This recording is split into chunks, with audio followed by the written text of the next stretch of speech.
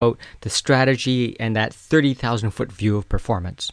It's important to note that even at that strategic 30,000 foot view, we may need to cascade it a bit. So in this example, I may have a corporate scorecard for this custom manufacturer, but as I drill down to other departments, let's say, order fulfillment or order management compared to operations, compared to marketing, compared to, service, each of them will have a different strategy map that describes their contribution to the overall strategy.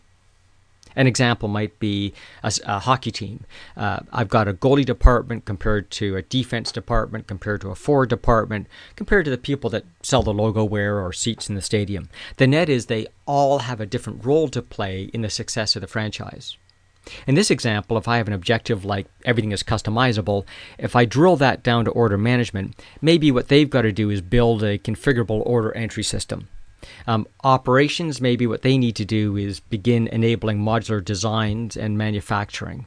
Marketing, maybe what they've got to do is make sure they attract customers that see value in having a customization capability. And service, maybe enable self-help. The net is they all have a different role to play in contributing to that overall objective. Each department should be able to drop their own strategy map either before corporate has done theirs or after, and present that strategy map to the leadership team as a service level agreement. Here's what we think our objectives are, yes or no. Here's how they relate to each other, yes or no. Here's what we think our weighting or focus should be, yes or no. And once done, I now have that charter, that accountability around providing those specific objectives as opposed to specific tasks.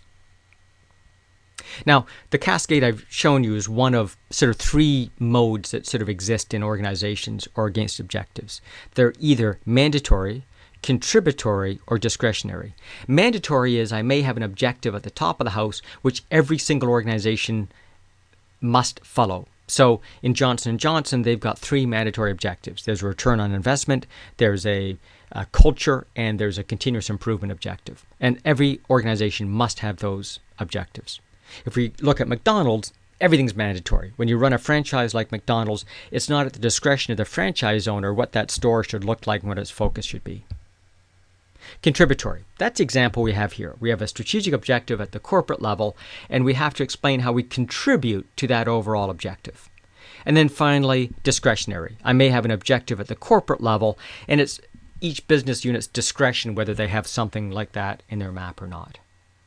The net is you need to begin forming these design criteria so that as you execute the strategy, we have